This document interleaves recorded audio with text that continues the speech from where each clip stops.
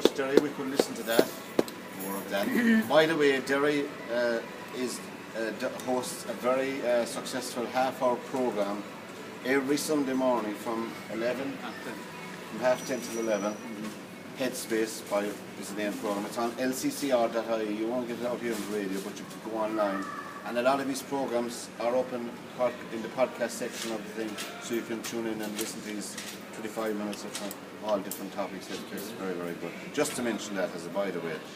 Now, I don't know what to do next, but I think we're more or less coming to this part of the evening.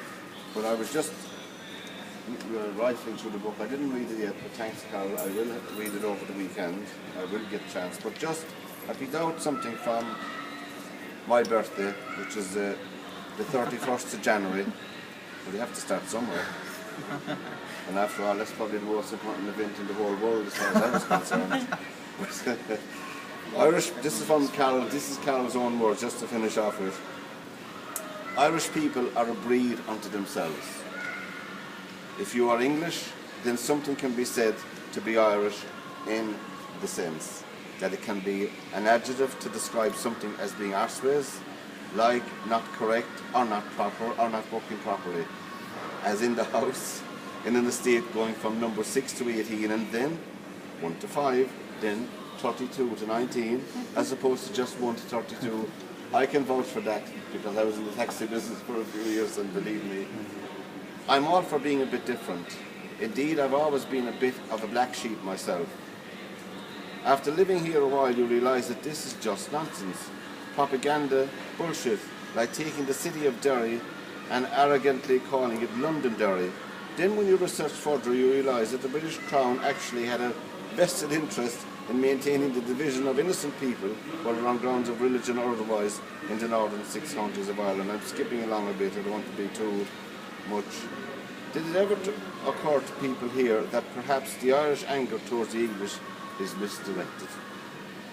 Rather than being aimed at simply at being English, or just English people like me, who came here to get away from Blighty and who have no ancestors and who would have lorded it over the Irish people, and rather than being aimed at the UK Army, which in most cases comprises working class guys who have wives and kids and who are trying to support a family, surely if there remains any anger or spite in the Irish mentality, then that ire would be more appropriately directed at the Irish politicians than their British counterparts. But anyway, it goes on like that, you know. Just to finish finally with a quotation from Carol's book, not from Carol, if you know what I mean, it's a quotation kind of in his book. People are often unreasonable and self-centered. Forgive them anyway. If you are kind, people may accuse you of ulterior motives. Be kind anyway. If you are honest, people may cheat you. Be honest anyway.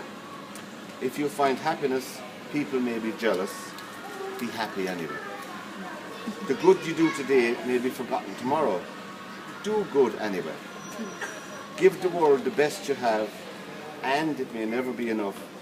Give your best anyway. And that's from Mother Teresa. Well, Carl, it's been a privilege. Thanks, man. And thanks so much.